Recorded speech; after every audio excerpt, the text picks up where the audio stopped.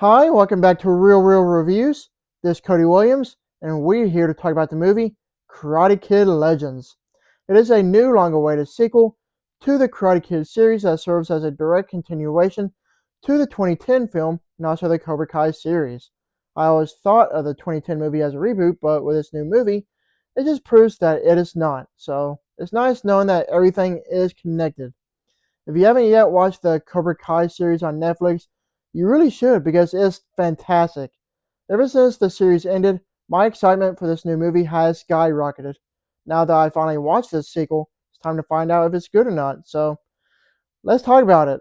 The movie story follows after moving to New York City with his mother. Kung Fu prodigy Li Fong struggles to let go of the past as he tries to fit in with his new classmates. When a new friend needs his help, Li enters a karate competition, but his skills alone aren't enough. With help from Mr. Han and Daniel LaRusso, he soon learns to merge two styles into one for the ultimate martial arts showdown.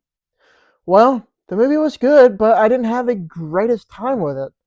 As a massive fan of the Karate Kid films and the Cobra Kai series, this new sequel is definitely the penultimate weakest movie, with the Hilary Swank film being the bottom of the barrel of the whole series. This new sequel, however, is really enjoyable, but yet it does have some glaring issues that I will talk about later. Right now, I want to talk about the great things the movie has going for it that all include the great fight scenes, enjoyable characters, hilarious sprinkled jokes, and it was an overall good looking film. Being a Karate Kid movie, I will give credit where credit is due because the fight scenes were pretty cool to watch. There's some fantastic choreography to the many fights throughout the film that I really enjoyed watching. The action scenes were pretty entertaining, but to be honest, they're not very memorable to say the least. As far as the characters go, I had a great time with Ben Wang as our main protagonist, who has this fish out of the water storyline that I very much enjoyed. I thought he did a fantastic job with his character. Having both Jackie Chan and Ralph Macchio in the Karate Kid movie together was pretty cool, and they were both loads of fun in the movie. Didn't expect the sequel to have any comedy whatsoever, but with Jackie Chan in the mix of things, you're for sure going to be getting some great laughs. With the movie's sense of humor, it managed to get some good chuckles out of me, so I definitely had a great time with the comedy. When it comes to the movie itself, it managed to have some great cinematography. It was actually aesthetically pleasing when comparing to other films that just look like digital slop. The movie makes great use of New York's scenery, and there's some good looking frame shots as well. My biggest gripe with the movie is that it's too rushed with a short runtime of an hour and a half. It felt like main plot points were going at a breakneck pace, and it just becomes too overwhelming.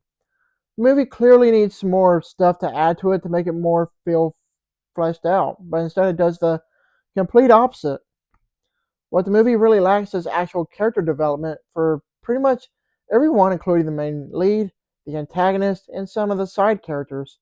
They all have no emotional depth, and it just makes the different characters completely soulless in a matter of speaking. While we're on the subject of characters, Ralph Macchio's character is really more or less a glorified cameo.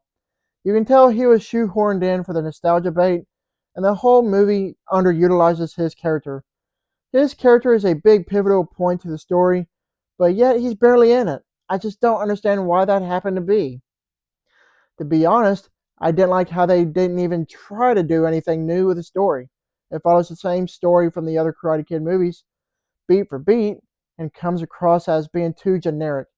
At least change it up and try to make the movie stand out from the rest of the Karate Kid movies, but instead they decided to play it safe with the same formula. It even feels like the movie was Frankenstein from two different scripts because it feels like two different movies. You have this one part of the movie where Ben Wong's character teaches Kung Fu to a pizzeria owner, which I actually enjoyed more than the other part of the movie that focuses more on the tournament. So, yeah, it's really weird. Other than that, I still fairly had a great time with this movie. The casual moviegoers are probably going to have a much more enjoyable time with this film, but for the die-hard Karate Kid fans, including myself, they're probably going to be somewhat underwhelmed. Overall, Karate Kid Legends is a fun new addition to the series, but unfortunately, it just never kicks it into high gear. Undoubtedly so, it's a marvelous, wholesome story, even though it does lose its footing along the way. There is a mid-credit scene, so make sure to stick around after the movie is over. In the end, this is just an above average film at best. I give this movie a B minus. Thank you for watching, and don't forget to like and subscribe to my channel. Keep up my real reviews.